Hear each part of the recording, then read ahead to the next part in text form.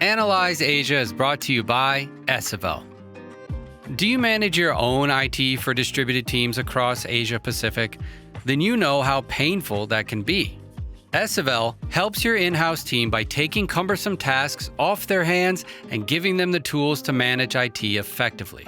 Get help across Asia Pacific, from onboarding, procuring devices, to real-time IT support and offboarding. With our state-of-the-art platform, gain full control of all your IT infrastructure in one place. Our team of IT support pros are keen to help you grow. Check out esevel.com and get a demo today. Use our referral code ASIA for 10% off.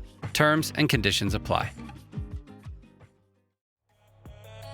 My version of success here is to build the most valuable data set in Web3.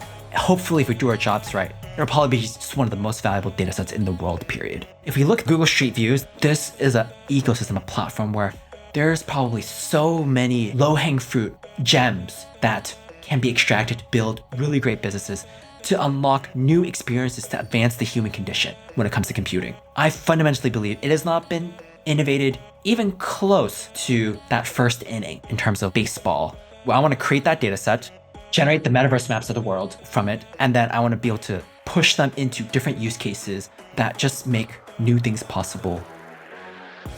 Welcome to Analyse Asia, the premier podcast dedicated to dissect the powers of business, technology, and media in Asia. I'm Bernard Leong, and we lived in the transition between Web 2 and Web 3. How do decentralized worlds and digital real estate look like in the metaverse? With me today, Alex Chung, CEO of Reality Platforms, to provide an understanding on how to make this evolution happen. Full disclosure, I led a syndicate of investors to invest in the recent round of Reality Platforms, but to our ex-colleague and old friend, Alex, welcome to the Analyse Asia podcast. Bernard, thank you so much for having me. It's been a lot of fun, getting to know each other over the years, starting from AWS to all our adventures after, and to get to this point has really come full circle. Really excited to be here and look forward to a really productive and intellectually stimulating discussion. And you're based in the Silicon Valley at the moment, right? That's right. So I'm in Palo Alto. My team and I split our time between Seattle and California, and we have been going all over just in the early stages of building our product. As first-time guests on the show, we always like to dive deep into your origin story. How did you start your career? Yeah, thank you for asking. I'm one of those Silicon Valley kids that actually grew up in the area. I knew Facebook's campus before it was Facebook. It was Sun Microsystems back in the day. And the sign on the back of the Facebook thumbs up, now it's the Meta icon, still has that really old graphic. And I went to one of those ultra competitive, predominantly Asian American high schools.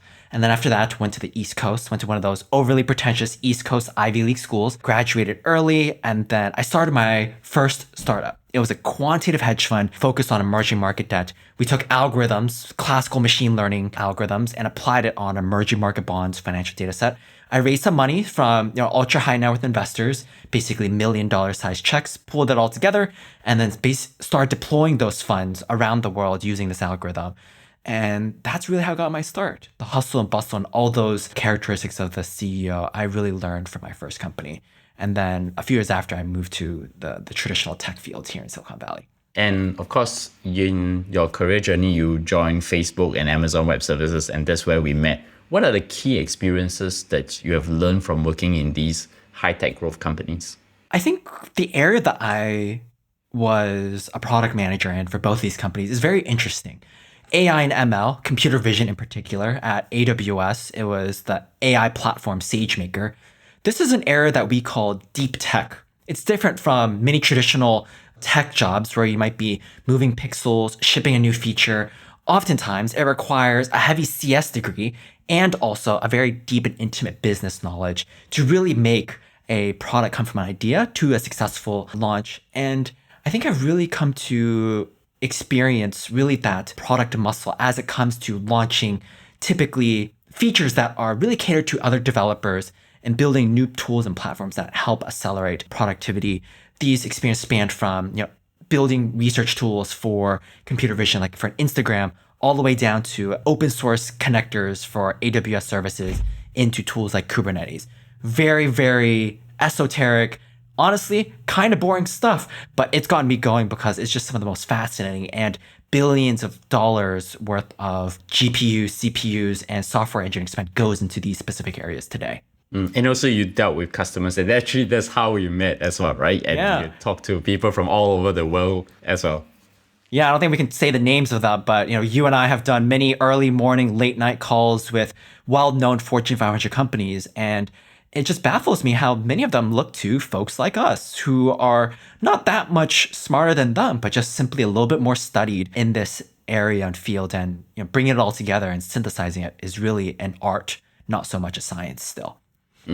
And given that background from quantitative finance to being a product manager, I guess in your career journey, what are the interesting lessons that you can share with my audience?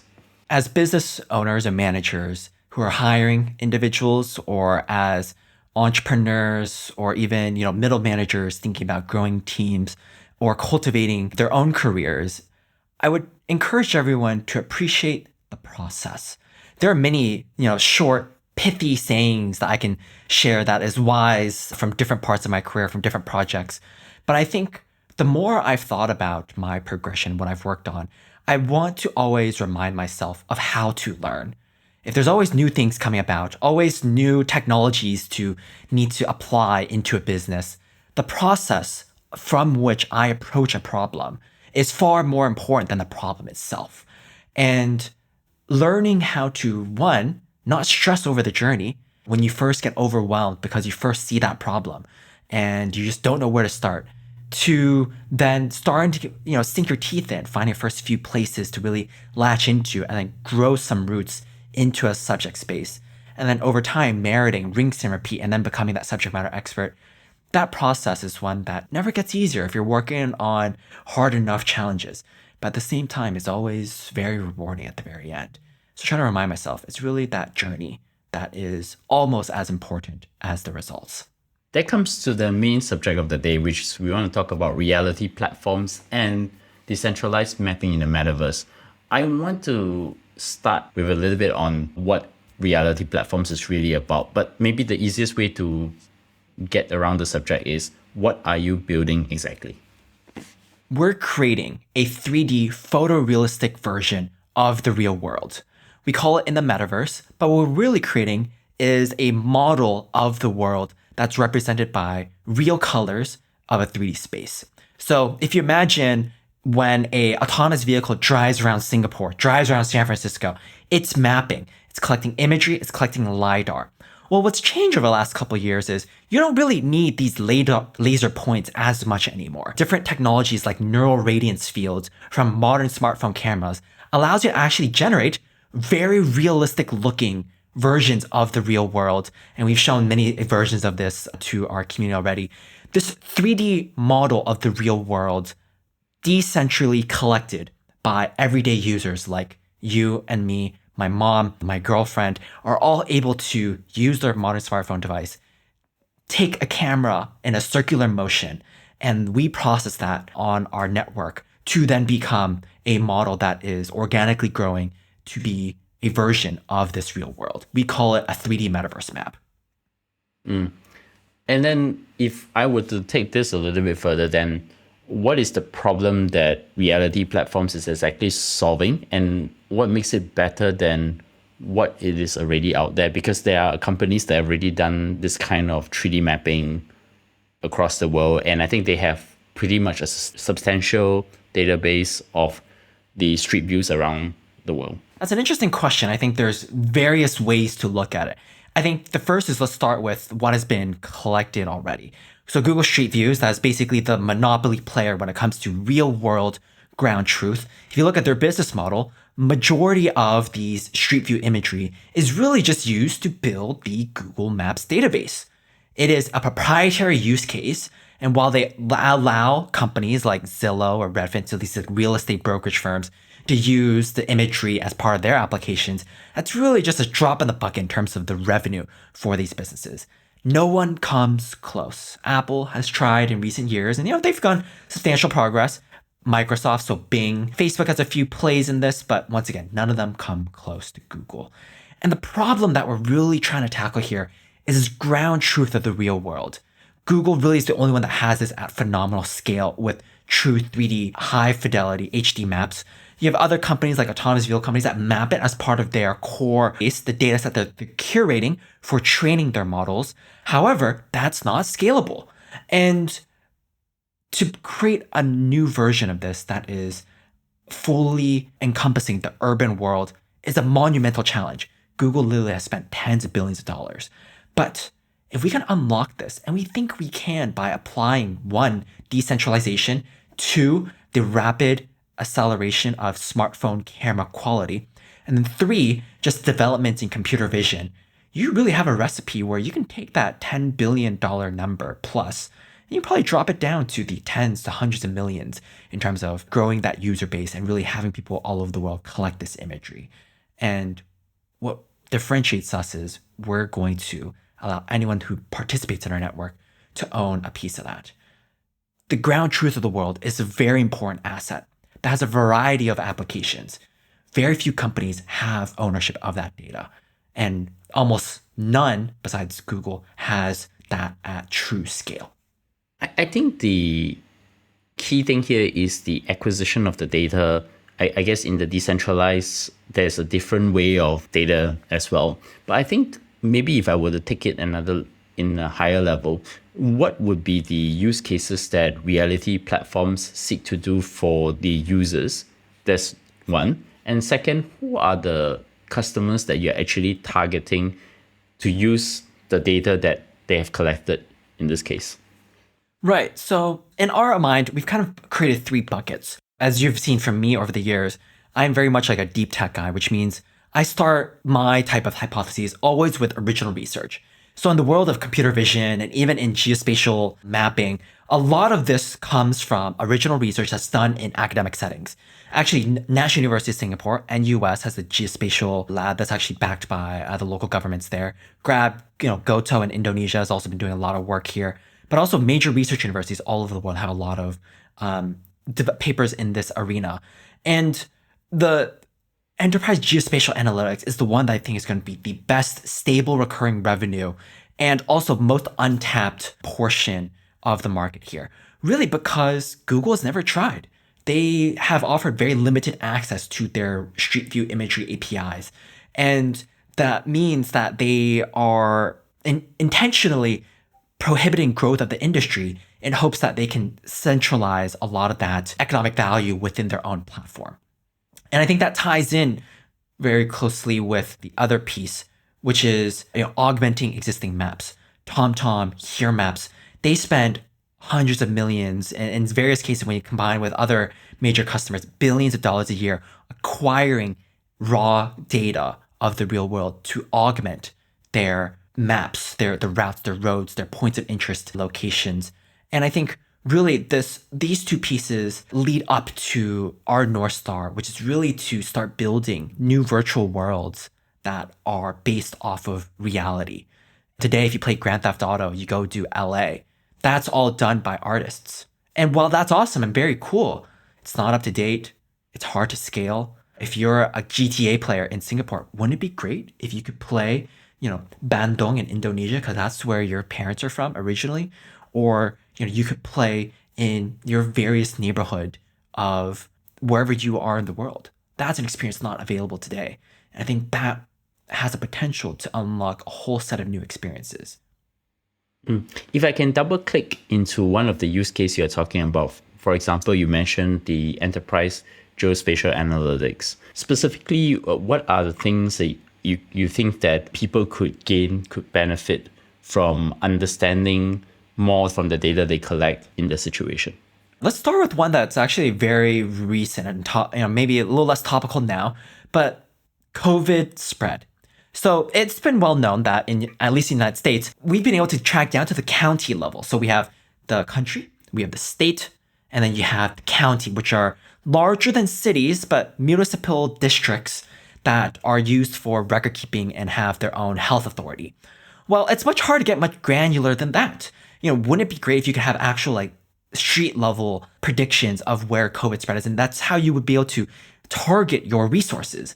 Well, there was actually a number of papers done that correlated Street View imagery with various external statistics on COVID spread, and they will identify essentially a heat map of a neighborhood of where COVID were likely to spread. And I believe they actually had various ground truth that they cross-referenced that to that actually backed up their results.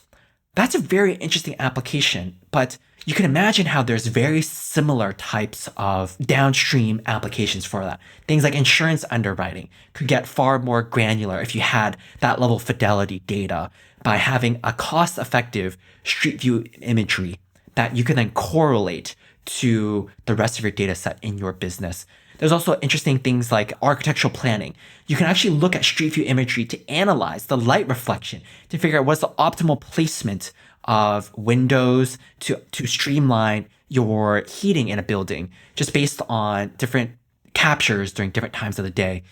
If street view imagery were available at a cost-effective rate and at scale of both road mileage or kilometers for our friends outside the United States, and also recency, it's not enough to just have imagery from 2 years ago.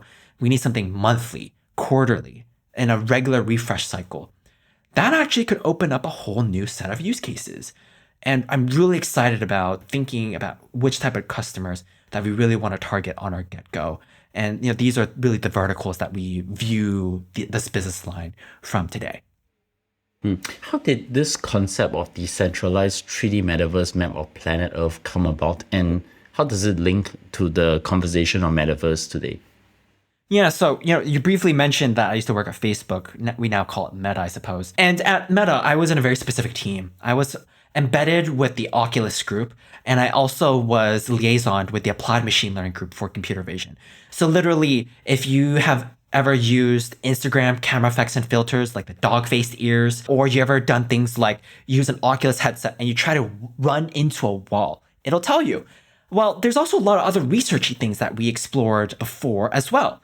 And one of them that I remember very distinctly is we tried doing a reconstruction of the real world using satellite imagery data. This is a very well-known technique now. Nothing's too, hush-hush about this now. But what fascinated me was the challenge that we faced was not the computer vision itself. It was not the technology. It was the fundamental cost of data acquisition. And keep in mind, I worked at Meta in its heyday. My group area's budget literally is VC funding rounds for some of the biggest companies in the world. That was my group's budget every single year. And we still could not collect enough data.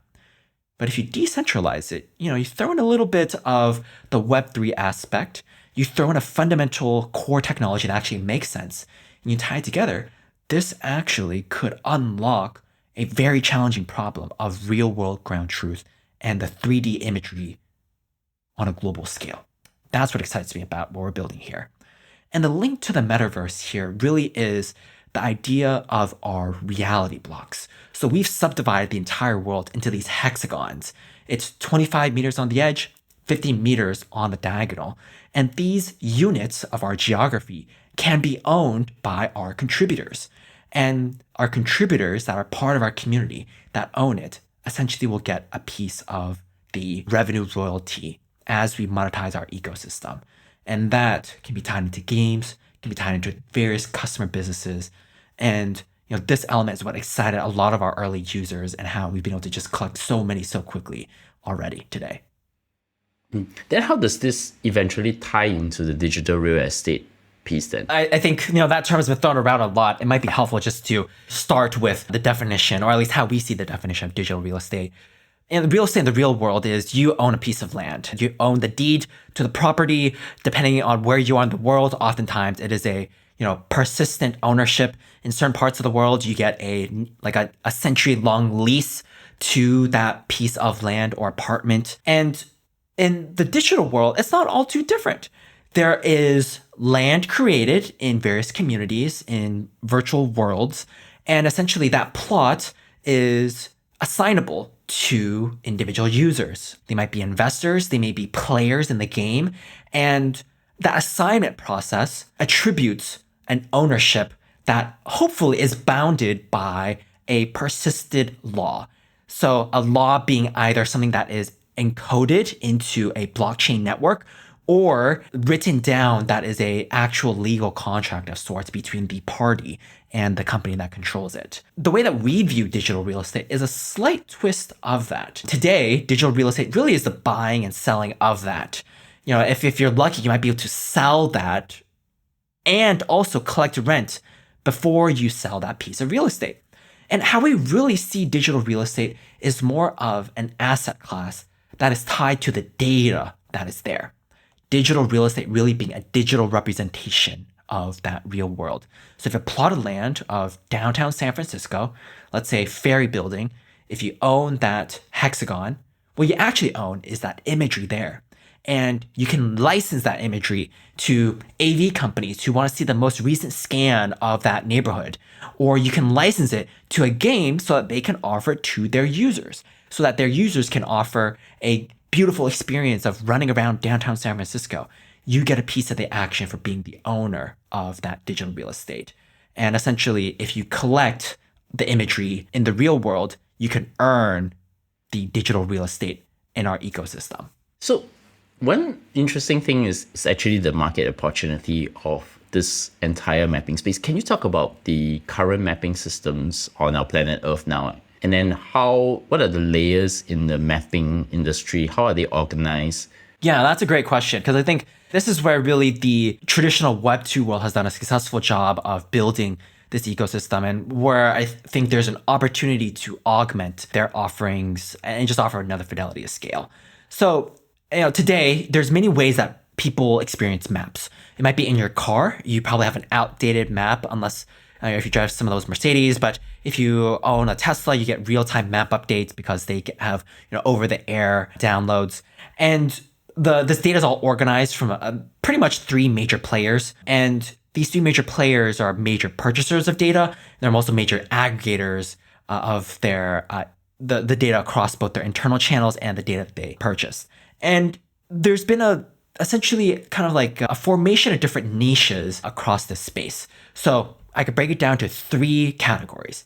You have the data layer, you have the mapping layer, you have the application layer. And these are the three spaces that are actually very critical.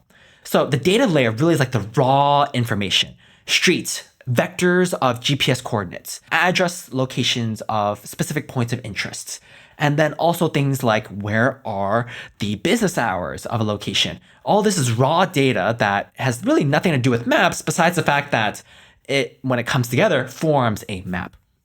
The second piece is the mapping layer. So example is companies like Uber, like Goto in Indonesia, build large engines that process all this raw data and organize it into a routing system.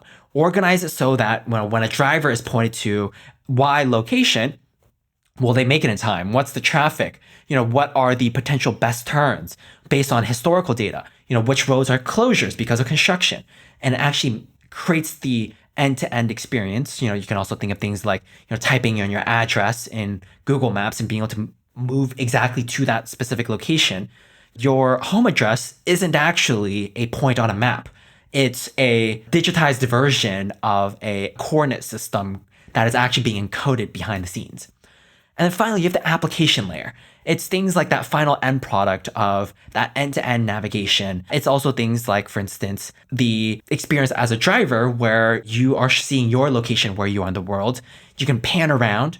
You can then also click around, what are the different restaurants nearby you. You can see where that restaurant is in a 3D view relative to where you are right now. That's the final piece of it. And the mapping engine can be universal for a lot of different applications, but that end application is really how you and I interact with this whole maps. These three different elements drive billions and billions of dollars of commerce around the world. And it's phenomenal how much is ignored, but how ripe for disruption that this really is and how we can play a role. And given that we have more and more smartphone penetration, you can think of even trying to get the maps of pretty remote areas as well out there, right? Yeah, exactly. I have to give credit to companies like Grab out of Southeast Asia, where they're trying to really innovate in this space. I think it's an open question of, is Grab really able to generate their maps at scale in these remote regions? But it's clearly a problem born out of their own need. Grab is in various countries in Southeast Asia, and the need to just have high quality maps is just so important for their bottom lines of their drivers and also their core business. And then I come back to reality platforms. I guess, what is the mission and vision for reality platforms in your point of view now? Yeah, we're starting today with this 3D metaverse map of the world. But what I hope to see us build over time is decentralization of real world infrastructure. I'm going to leave this vague and ambiguous because I think it's going to shape in many different twists and turns. You're seeing different versions of this by different companies in the Web3 space. And I think it's still very early of what it looks like. And to really say that we have a good idea would just be a little arrogant of me to say. But what I can tell you for sure is this maps piece of the real world and offering a photorealistic version of it. This is barely just possible in the Web 2 world because you don't have enough data at scale. If we can get the real world imagery, that infrastructure is what I like to think of it as, I think Web3 is actually one of the few tools that can actually accelerate traditionally very Web2 business in a way that is not even really truly understood today. So what is the blockchain protocol that you're currently building on? And I guess because in the Web3 application world, you will usually deal with one chain and then subsequently rinse and repeat to the other chains. And then my other question that will come out is, what's the thinking behind the selection of the blockchains itself? Themselves? Yeah, I as we've studied chains, especially over the last, let's call it 9 months, 'cause so much has happened in 2022. I think the version of the chain that we need of any decentralized network probably isn't really truly there yet. The concept of NFTs, a single unit of a tradable asset. If we look at the world and our reality blocks, there literally are billions of hexagons that we need to put onto a blockchain network at some point in the future. And I am not confident, based on our own engineering tests so far, that this is truly doable today. We've seen in different economic cycles, Ethereum, as an interesting, clever use case becomes popular, their gas fees just go through the roof. And then you need things like rollups or other tools to mitigate those fees. And it's of our opinion as a team that no chain truly is fully ready for our application today. So we've taken more of a hybrid approach, and we continue to evaluate chains in preparation for our upcoming token launch in the future. And maybe just dive a little bit in terms of the selection of the chain conversation, right? Instead of just talking about the specific chains itself, maybe I would ask a more generic question. What features must the chain have in order for the ideal use case to happen? So is it mainly this transaction per second has to reach a certain scale so that you can actually allow all your hexagon data to actually collate? And I guess now there's not just innovation, there are new alternative L1 chains coming out every day. And this week we already have Apple's, and then there's also the L2 chains, for example, which will take Ethereum to the next level. And obviously other L1 chains are still on the rise. So where do you see, what type of features would be very important from that point of view? I think as a builder right now, we're looking at the typical framework that is already well discussed in the industry. It's decentralization versus semi-centralization. It is security versus ease of use. And then it's also scalability. But when I look at scalability, I think it's a little bit of a misnomer to use transactions per second, because if you can bunch up a number of different executions into one transaction, that is still able to scale for a use case. The challenge of what you see with tools like Solana is when you have your transactions, you have very limited compute in terms of your rent that you're able to use and put onto the network. And the gas fees that it goes towards is ultimately quite limited in terms of an application like ours. You have other tools like Ethereum where you have the EVM where you can squeeze a little bit more. The ultimate end-to-end workflow still is a little bit challenging. And then you have the different EVM compatible networks that you need to then go figure out which to build upon. I think for builders like us, if there are builders on the call or other companies looking at various Web3 tools to augment, I would be curious to see what are the abstraction layers that get built in the next, let's call it 24 to 36 months. Bernard, when you and I were selling our machine learning platform to enterprise customers, What they always love to hear is open source. I love Kubernetes. I love Kubeflow pipelines. Why? Because I can go hybrid cloud. I can run on-premise. I can run on AWS. I can run on GCP or Azure. What they're really saying is they want to build something once and they want it to run anywhere. As an application builder, I don't actually care where it runs, as long as it runs cost effectively, securely, and all those other things I just described to you. So I would suspect that there are likely going to be abstraction layers that I essentially write my APIs or my interconnection with the Web3 networks to, and that acts as a middleman to the actual chains over time. We haven't seen it yet, but my guess is it'll come at some point in the future. That's my view, at least. So we come back to your app, right? So how do a user now get access to reality platforms or through your product services and start their journey to map the areas around that? Yeah, I really encourage people to take a look at our app. You can download it. So go to our website, www.realityplatforms.org. And then we have the iOS and Android download links really on the top of the page. When you download the app, you basically are brought into our core experience of the map of the world. You'll see these hexagons wherever you are in the world. And then from there, you can mine the current location. You go outside during daylight hours, and then you take a photo in a circle. And then once you get back on Wi-Fi, or if you're 5G LTE, you can just upload that onto our network. And then we process the computer vision on our side to start generating that map of the world. That's as simple as it is. Download an app, use your smartphone that you have today, and you start taking photos.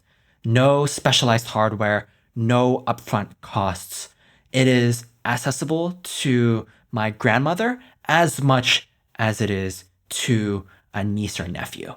I want to circle back to the digital ownership question. Can you elaborate more about the digital ownership aspects for reality blogs? I guess, how does the platform bring incentives for people to take photos, to get credits, and how miners could spend that credit to own that digital real estate? I mean, not specifically to where the app is, but just a mental framework in thinking about the digital ownership aspects of the application itself. Absolutely. To rewind a bit, we talked before about digital real estate meaning more of the imagery, the data, real estate being the tangible asset of what is actually there in that hexagon of the capture. And what we then create an economic model around is how to monetize that. Basically generating these 3D metaverse maps, that's only possible because someone took a photo in that location. And because they did that work, we're rewarding them with ownership of that location. When we monetize that data in that specific location, whether it be the ferry building, whether it be Chinatown in Singapore, or whether it be Clark Way in the restaurant district, the person that takes the photo in that spot, that then owns that reality block, gets a significant cut of the action when we make money from customers using this. This could be the enterprise analytics customers. This could be, a mapping company, like whether it be a ride sharing company or others that use our data, or it could be the games or these virtual worlds. And we have some cool ideas of how we think games can be built as well based off of our data set. When it's accessed, it's almost like software as a service, except in this case, it's real world as a service. The imagery, once again, providing economic value to the owners. So given that's the case, right, how many people do you really need to map an entire region? I mean, let's cut Singapore aside, maybe the rest of the world. Think about Kyoto in Japan, think about Seoul in Korea, think about, even London, the city of London as well. Yeah, this is one of the first questions I asked myself, like, is this even possible? And what we found is it's actually not as hard as you think. Many of the investors that we talked to just did not believe us until I started showing them this tool that we built. We basically have this tool that we can draw a polygon over any city, anywhere around the world. It calculates the number of reality blocks there are and the number of accessible reality blocks. We don't care about people's backyards. We don't care about the water. We don't care about certain spaces that basically you should not be going into. And for example, San Francisco, we found that there's about 33,000 accessible reality blocks. At 33,000 accessible reality blocks, quick back of hand math, That's about less than 100 people reality mining for one weekend. Less than 100 people playing, whether it be our core experience of just mining, earning rewards, or different games that we have explored, built off of our idea of like mining the real world. And just playing this for basically one weekend, 2 days, daylight hours, you can have all of San Francisco mapped. Think about how much effort that would take if it was done by a vehicle that someone has to go drive around to go collect all of that street view imagery.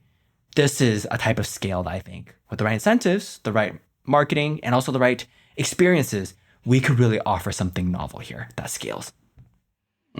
So there's been a number of Web3 play-to-earn companies that have done well initially, but also fizzled significantly over time. I guess the question I always like to ask, why do you think this time is different? Well, let's break down like what is that play to earn company model and why can that be interpreted as similar to ours? So play to earn really is this idea that you do a unit of work and you are then given a token upfront for that effort. And typically, in order to even get access to the ecosystem, you have to put an upfront cost of capital typically through buying an NFT. At the market height, it was a couple $1,000s to get in.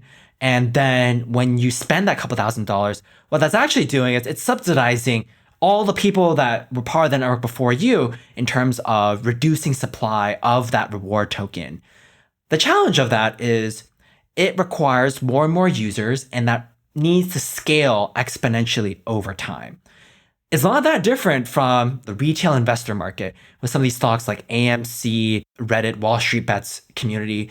You just need more and more people to pile in order for this whole ecosystem to really go to the moon. However, when fundamentals kick back in, it just comes back to reality. Fundamentals in the fullness of time is what matters. Like what Warren Buffett used to say, in the short term, markets are a voting machine. In the long term, it's a weighing machine of what actually matters. And the way that we are building this as a business is we want to create the economic reward so that the ecosystem can give rewards based off of funding from purchase of a token from customers. So what that means is we are not going to be charging people upfront to get access to our ecosystem. We do not require specialized hardware like a special camera. We just use your smartphone that you already have today. And we don't ask you to pay anything upfront to own an NFT. You just download our app and start collecting.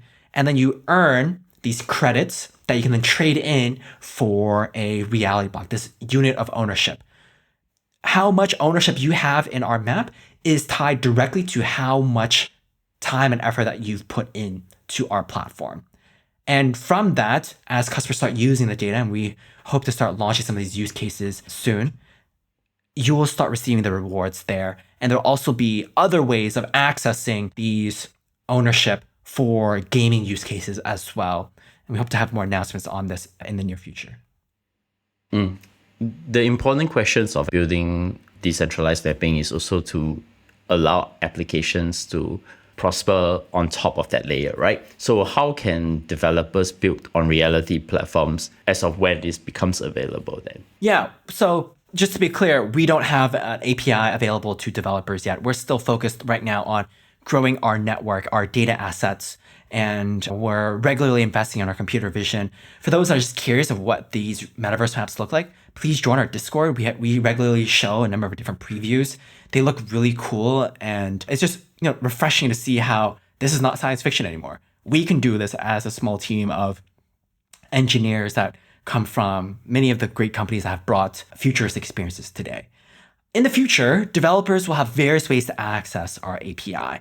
So one, we're planning a Google Street View compatible API service. So that means if you already use Google Street View today as part of your application, you can switch just one API call to connect to our servers instead of Google's, and you'll receive access to our imagery as a replacement for Google's. Second, we're planning access to our 3D metaverse map, the core data under the hood.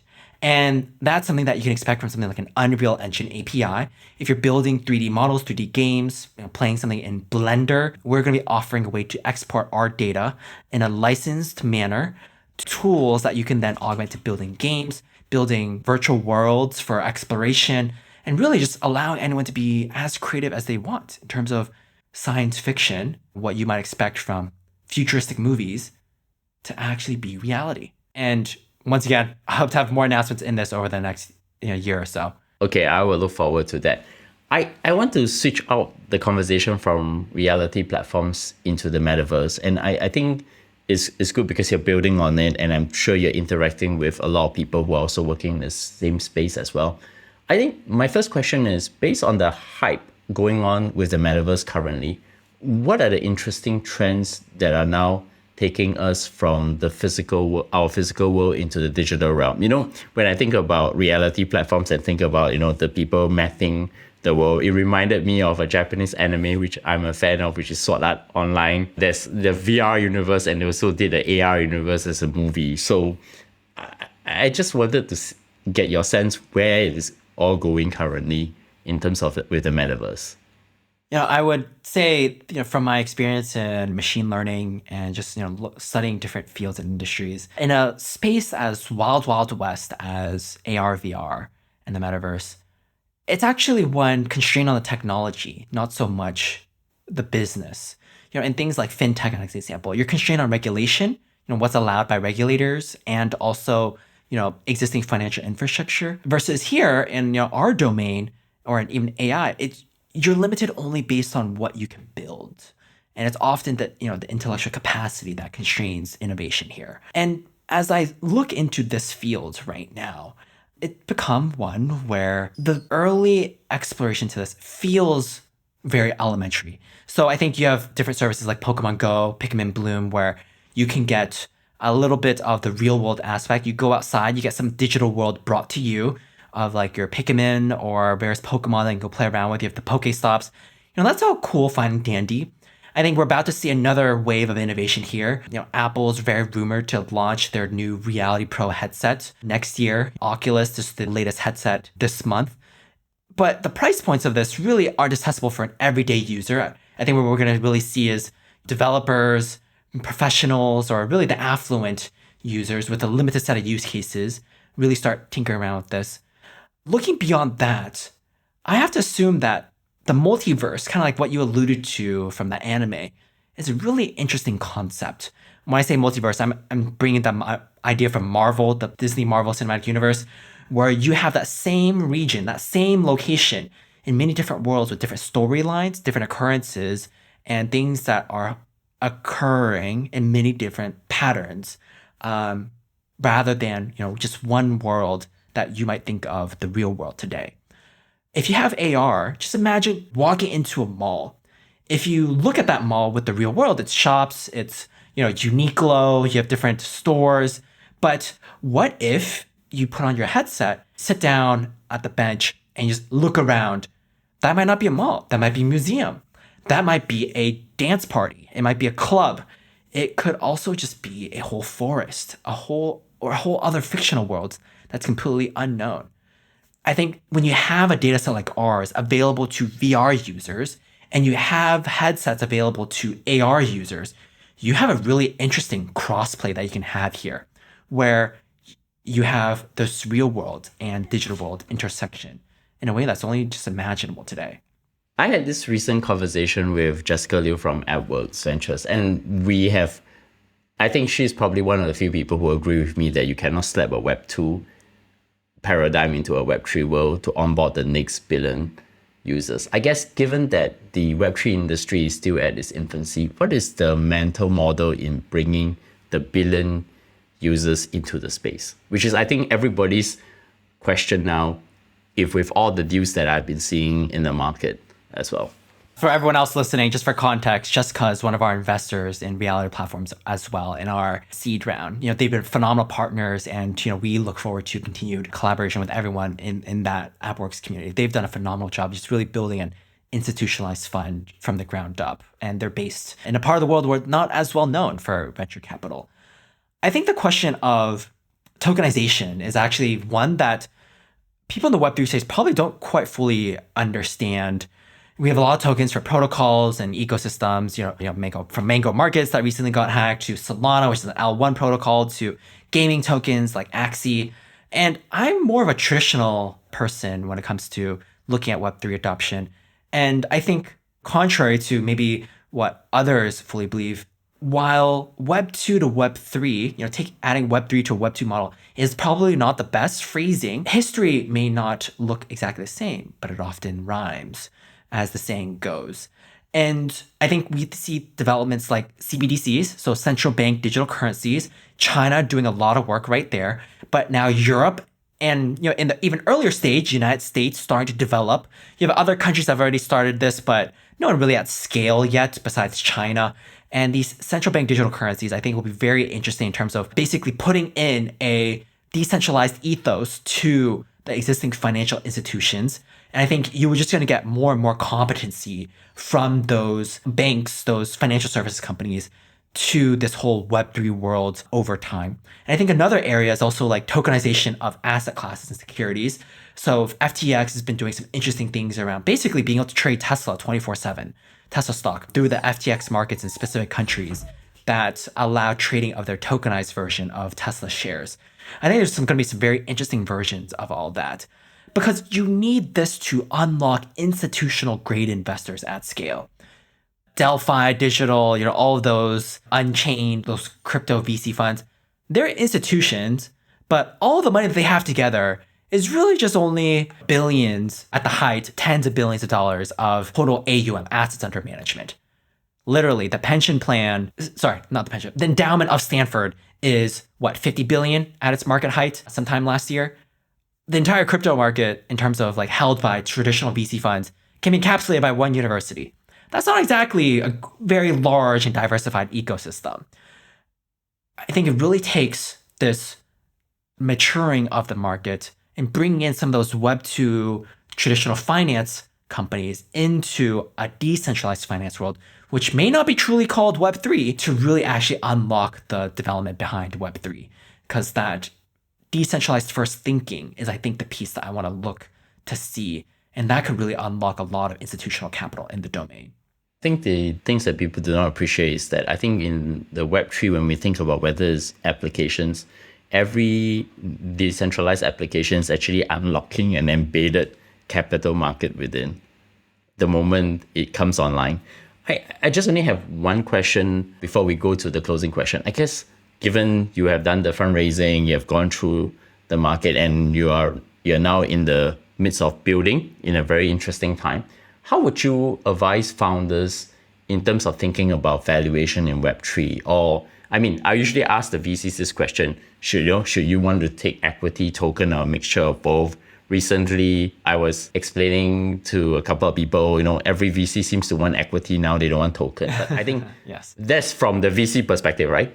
But I want to now hear the founder perspective. How would you think about it? As an investor myself, I see myself more as a macro investor. I completely understand why there was that switch from VCs. So for those who may not necessarily follow the deduction there, when central banks were basically printing money and setting interest rates at zero, all asset classes were going up, which means all you need to do was ride beta. Beta meaning, your correlation to the market direction. If you have a high beta, like crypto, you just throw some money in. As long as your valuation was low, once it launches, if there's some reasonable degree of market hype, it goes to the moon, and then you find your exit opportunity. And now we're switching to alpha. Alpha means stock selection, picking the right companies, understanding cash flows, fundamentals, real metrics. From the business owner, the CEO lens, myself, what this has all translated to has been a reinforcement of what I think my co-founder and I have known from the beginning, which is at some point, fundamentals matter. Can we generate a real cash flow business? Or can we generate a piece of IP or data set, or collectively, our metaverse maps, a usable property that someone wants to pay money for in the future? We might be an acquisition target. We might be a great vendor for game companies to offer real world versions of maps. Whatever that may be, there needs to be real fundamentals there. And how that translates in terms of selling equity or token or both, I would encourage founders to think about what gives you the time to execute. Valuations are down quite a bit relative to the market height just 6 months ago. And what this means is you're going to want investors who are long-term thinking. I want to be candid in terms of my fundraising experience and say a lot of the investors I met do not have long-term thinking, which is why most of the investors that we spoke with actually just wanted token because they cared about that beta, their beta funds. And I'm willing to bet that many of them will not be around in 2-3 years' time as central banks, at least in the United States, hits 4 point something percent, maybe even 5% Federal Reserve funds rates, and equivalents all over the world. That is a very different regime. And it means if you're a builder, one, you better be confident you know what you're doing. Two, you better be sure that the partners that you have, in terms of your investors, believe in you and are willing to take a long-term perspective. I think on our side, we had that as much as possible a long-term perspective when selecting investors. And we turned down many groups. Bernard, you and I have known each other a lot longer than you and I have both been in Web3. And same for many of our other investors. They were all referrals of other people that we knew in order to get that introduction. And we really appreciate those type of warm connections because it gives us confidence that these people are going to be our partners and willing to answer our phone calls when we need our help in the future. So my final question, what does great look like for Reality platforms? My version of success here is to build the most valuable data set in Web3. Hopefully, if we do our jobs right, it'll probably be just one of the most valuable data sets in the world, period. When we look at Google Street View, this is an ecosystem, a platform where there's probably so many low-hanging fruit gems that can be extracted to build really great businesses, to unlock new experiences to advance the human condition when it comes to computing. I fundamentally believe it has not been innovated even close to that first inning in terms of like baseball. I want to create that data set. I want to then generate the metaverse maps of the world from it. And then I want to be able to push them into different use cases that just make new things possible. When I always talk about what excites me about this with my friends and family, and I always say the line of, nowadays there's billions and billions of smartphones. I have to imagine in 5 to 10 years, there's probably going to be as many AR, VR devices as there are smartphones today. And for those people that have this AR, VR device, I'm going to imagine that many of them are going to want to explore downtown San Francisco or downtown LA, the arts district, or Brooklyn in New York, but don't have the economic means to. People still want to explore it, and they'd love to do it with their friends. Right now, to make that experience possible, only one company can really truly offer that, but they've barely scratched the surface. I think we can do better, and I hope that your listeners will consider joining us in that journey to become a miner, a contributor, and then an owner in our ecosystem as well. Alex, many thanks for coming on the show. And I think that's a vision that I think we can all work on. And presumably, I'll probably be still going around doing my mapping today in the morning as well. But in closing, I have 2 quick questions. The first one, any recommendations that have inspired you recently? Our company is remote first, and that brings interesting challenges for those who have spent most of their careers in office and in the person. I've recently been reading a book called Digital Body Language by Erica Darwan. Excuse me if she's listening to this and hears how I butchered her last name. She's a well-known speaker of remote work, and she really brings out a framework through which people can learn about how to collaborate with one another and how to just change your communication patterns, because what has worked in the real world doesn't quite work in an all remote setting. And I think I've seen friction in my own team as we've done remote work, and I've had to come back to the basics to try and rethink how I communicate over Discord, over Slack, over messages and over emails, and really to make sure that we create an environment where people feel safe and also at the same time encouraged to do their best work. And how can my audience find you? I am very accessible over our community's Discord. If you want to join Reality Platforms Discord, just go to our website. It's the top link on our nav bar up on top. If you want to follow me on Twitter as well, it's ALX Chung, CHUNG, ALX Chung, no E in Alex because it was taken. And I repost from time to time. But really, I encourage people to have direct conversation with me. When I was at AWS, I loved speaking with my customers. It's really how I learned about different perspectives. And even with our users, I spent so much time talking to our early users in our private beta and now public beta, just because they come from such different walks of life And I hope that, in this world that we're now evolving to, despite all the geopolitical friction, despite all the different things that can separate us, that through interesting technologies, through podcasts and intellectually stimulating ideas like the ones that you've talked about with many cool speakers on the Analyse Asia podcast, we can find a sense of collective community of how we can advance human society as a whole together. And thank you. You can definitely find us anywhere in any podcast platform, and definitely tweet to us at Analyse Asia, ANALYSE Asia. Give us a 5-star rating on Apple Podcasts. That will really help us in getting discovered very quickly. Alex, many thanks for coming on the show, and I look forward to continue the conversation with you. Thank you so much.